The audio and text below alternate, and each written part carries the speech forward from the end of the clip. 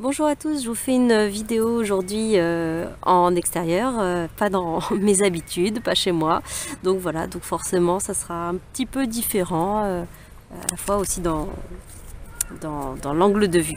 Voilà, alors on y va tout de suite, je vais vous faire un petit tirage général pour voir un petit peu en ce moment où on en est, quel serait notre but à atteindre, voilà, qu'est-ce qui pourrait un petit peu bloquer et quelques conseils. Alors, vous, votre état d'esprit. Bien sûr, c'est un tirage général, mais on va voir si vous reliez à ce tirage. C'est que voilà, ça peut être un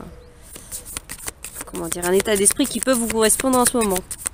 Alors, ouf, la tour, la maison Dieu. Donc là, ça peut être assez électrique là en ce moment. Là, vraiment en termes d'état d'être, d'état d'esprit. Est-ce que c'est bien dans la... Oui, c'est bien dedans. Un peu il y a la tension, comme on dit, de la tension dans l'air, ou même de soi à soi. Il peut y avoir ce côté, une sorte de colère, même si elle est intériorisée, une tension. Pour beaucoup, peut-être de l'impatience. Moi, je la sens beaucoup comme ça en ce moment. Une forme d'impatience, parfois un mélange entre de l'impatience face à certaines lenteurs et d'autres moments peut-être de la précipitation, ou en tout cas, il y a l'envie peut-être de se précipiter. Alors est-ce qu'on le fait ou est-ce qu'on le fait pas, mais dans tous les cas il y a cette espèce de trop plein là d'effervescence mais bouillonnante, mais qui du coup est peut-être un peu fracassante par moment, ou voilà, si ça prend forme tout de suite, est-ce que ce sera la forme la plus réfléchie, la plus harmonieuse? Pas sûr, avec cette énergie là. Après, c'est une énergie aussi qui peut aussi être très constructive, dans le sens où c'est le moment de ras-le-bol, où on passe à l'étape supérieure. Voilà, c'est l'énergie qui nous fait passer à un cap, quoi, littéralement. On va aller regarder le but à atteindre pour vous, pour un petit peu mieux cerner ce qu'il en est. Le but à atteindre. Alors là, il y en a trop. Alors, le but à atteindre. L'objectif en ce moment pour vous.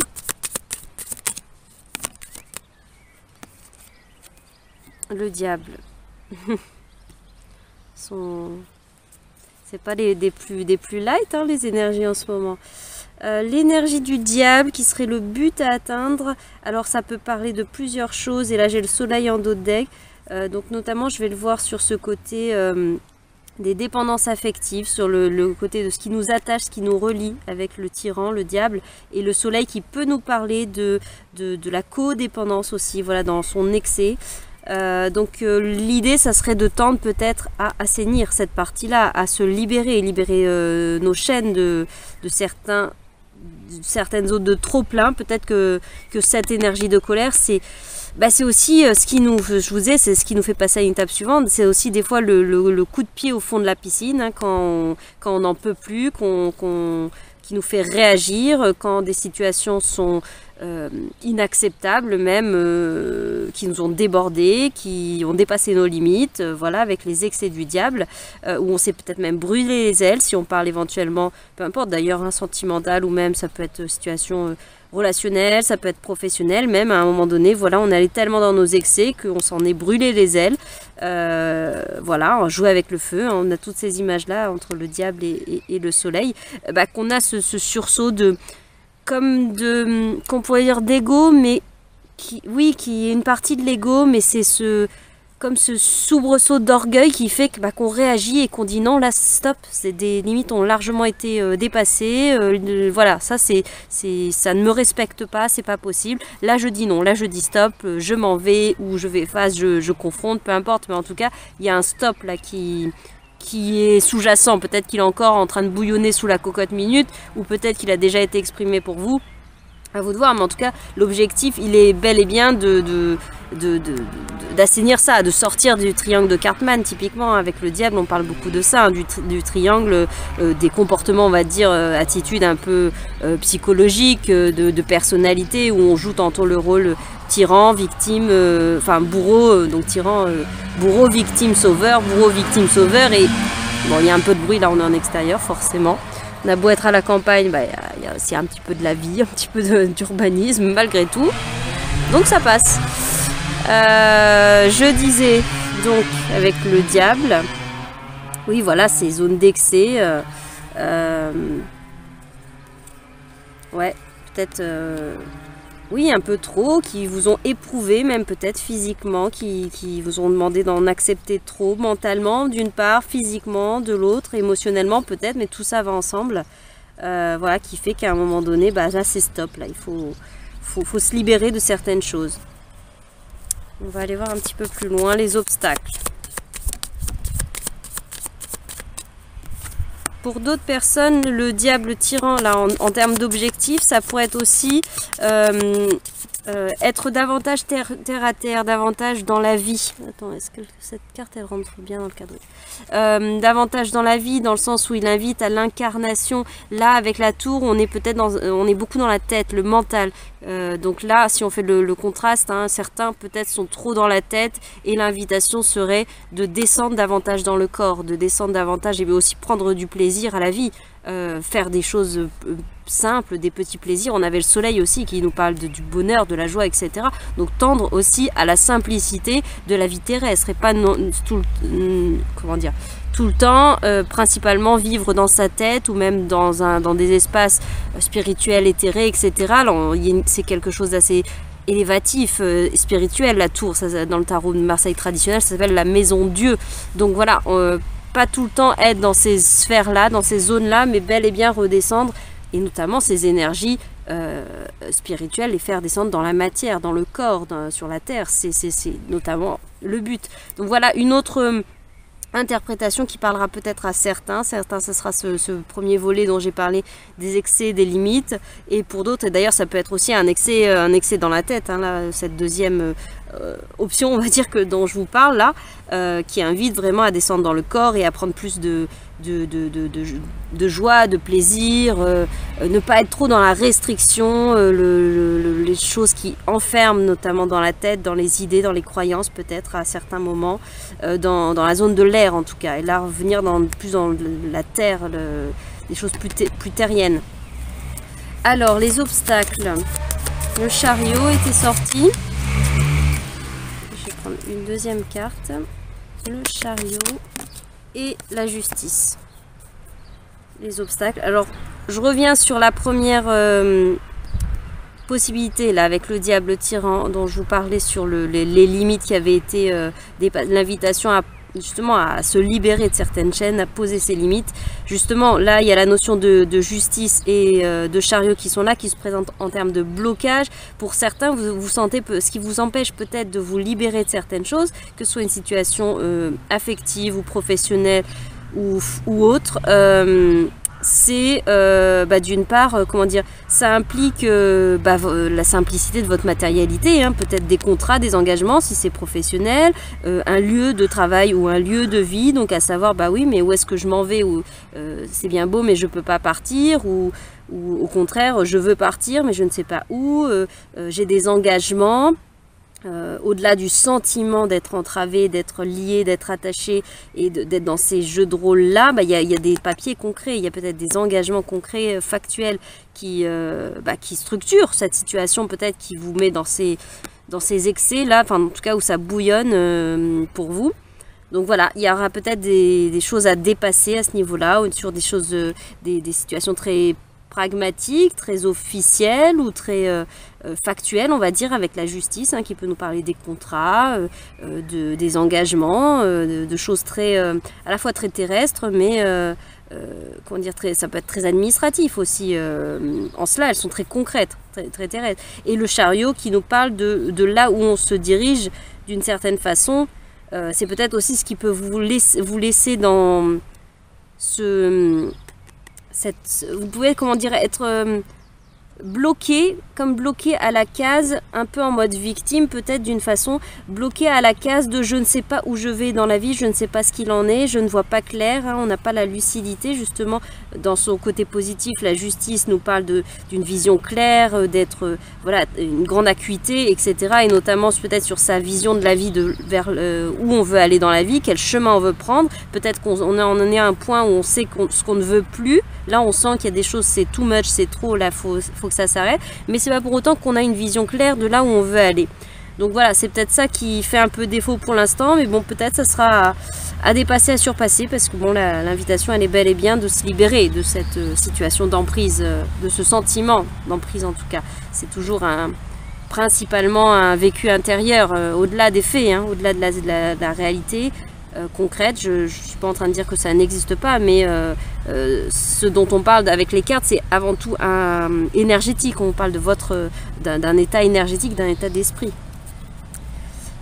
Donc on va aller voir le dernier emplacement qui nous dit la clé, la solution pour tout ça. Ah non, avant cela, c'est ça que je voulais faire. C'est une deuxième interprétation pour ce deuxième cas de figure où je vous disais que là, il était des personnes qui seraient peut-être trop dans leur tête ou dans la spiritualité, voilà, ou vivent de façon assez dématérialisée, éthérée, pas très concrète, et que l'invitation est de venir dans le corps, dans la terre, puis dans la vie concrète, quoi, tout simplement. Là, en termes de blocage, le chariot nous parlerait justement du fait d'être trop statique, d'un manque de mouvement, d'un manque de direction, de ne pas être le capitaine de son navire, de ne pas avoir pris en main les rênes de sa vie, donc de son chariot, du véhicule qui fait qu'on se déplace, qu'on dirige dans une direction ou une autre, en tout cas qu'on prend des décisions, qu'on a mis sur sa tête d'ailleurs sa couronne de décision, de pouvoir. Là également on voit que la justice a sa couronne.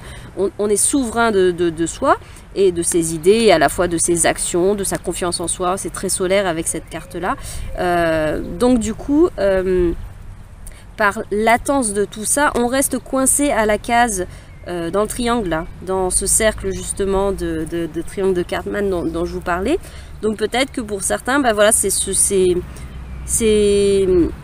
comment dire ça, est-ce que le travail sera au niveau des idées, faire du tri au niveau mental, au niveau de ses envies, de tout ça à ce niveau-là, ou est-ce qu'il sera plutôt de prendre les choses en main et d'y aller concrètement à un moment donné, de ne pas passer son temps à envisager toutes les options, toutes les possibilités. Comme on dit, hein, le diable se cache dans les détails, hein, c'est pour aussi venir nous dire que à trop vouloir bien faire ou alors peaufiner le moindre détail, à tout vouloir parfait avant de se lancer, avant de commencer, avant quoi que ce soit, eh bien on crée notre propre enfer en fait. Un enfer de peaufiner les détails, un enfer de ça n'est jamais parfait, etc. Alors qu'à un moment donné, peut-être qu'il faut accepter le fait que ça ne sera pas parfait selon nos critères qui sont très subjectifs de ce que serait la perfection selon votre projet, votre situation de vie. Et à un moment donné, commencer à faire et on ajustera en cours de route. Le chariot, il peut très bien régler la direction tout en avançant. Il peut choisir de changer de cap à un moment donné. Il a repris en main son libre arbitre, possession de sa vie et de ses décisions. Et donc, mais du coup, il se met en mouvement, il se met en action. La justice, elle tranche aussi. Hein. Elle a beau être très sur l'image posée, figée d'une certaine façon, elle n'est pas en mouvement, mais elle tranche, elle prend des décisions, elle acte des choses. Donc c'est prendre des responsabilités aussi, c'est prendre des décisions, même si, comme je vous le dis, ne mettons pas trop d'ampleur sur ces décisions, sur ces choix pris justement par la justice, parce que c'est peut-être ça qui fait que d'une certaine façon on peut tomber dans des zones de procrastination, où on stagne, on bloque dans des zones inconfortables du triangle, même de notre dite zone de confort, où on est dans ces zones inconfortables et on se sent bloqué, tiraillé par plein de choses. Mince, j'ai perdu le fil de là où je voulais en venir. Tout ça, c'est beaucoup du processus mental. Mais voilà, oui, on peut prendre des décisions, mais on joue pas notre vie non plus. Cette décision, on peut la revisiter en cours de route avec le chariot. À tout moment, ce ne sont pas des échecs.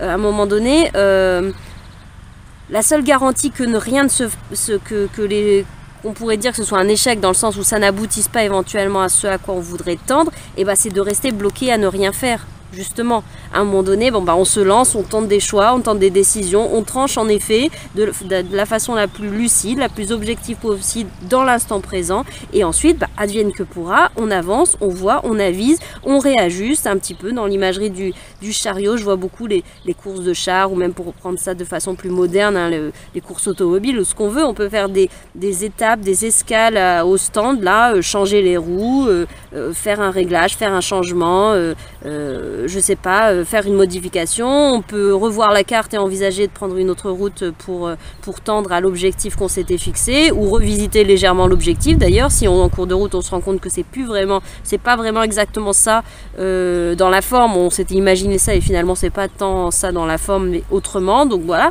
on peut il n'y a rien qui est figé, il n'y a pas mort d'homme c'est pas parce qu'on a pris une décision, même qu'on a annoncé quelque chose, que ça nous engage ad vitam aeternam et que ça fait de nous quelqu'un de mauvais ou d'instable ou de défaillant si on revient, enfin si finalement ça ne sera pas exactement à l'image de ce qu'on avait pu annoncer, même dans nos pensées, et que finalement ça prend une autre forme. Mais au moins on a avancé, on a fait quelque chose, on a bougé. Voilà, si ça vous parle sur l'autre version. C'est comme si en fait on avait deux tirages en un, deux choix, mais avec les mêmes cartes, le même choix. Mais voilà, je vous fais un peu les deux niveaux de lecture pour ces situations, selon ce qui vous parle. On va donc regarder pour ce tirage, mais donc aussi pour ces deux choix dans le tirage, deux possibilités, deux niveaux de lecture. On va aller voir la clé, la solution. Qu'est-ce qu'on nous dit? Alors, la clé, la solution. La force. La force, et on a le changement dans d'autres decks, c'est-à-dire je sais pas comment on est dedans là, je ne me rends pas du tout compte. C'est l'arcane sans nom, la mort symboliquement, qui vient un peu nous parler en parallèle avec la force. Bah pour moi, l'idée, alors déjà pour le cas de figure des excès, hein, ça a peut-être éprouvé le corps, tout à l'heure je la voyais déjà, les excès, dire stop, etc. Là c'est d'aller puiser le coup de talon, la colère, elle peut complètement nous relier à cette part animale en nous, cette part qui peut même être bestiale par moment, mais il y en a besoin, des fois c'est ça qui nous permet de nous mettre en sécurité, de nous sortir d'ornières dans laquelle on est là, voilà, on y est, s'éloigner de choses toxiques, de personnes toxiques éventuellement, de situations qui ne conviennent pas.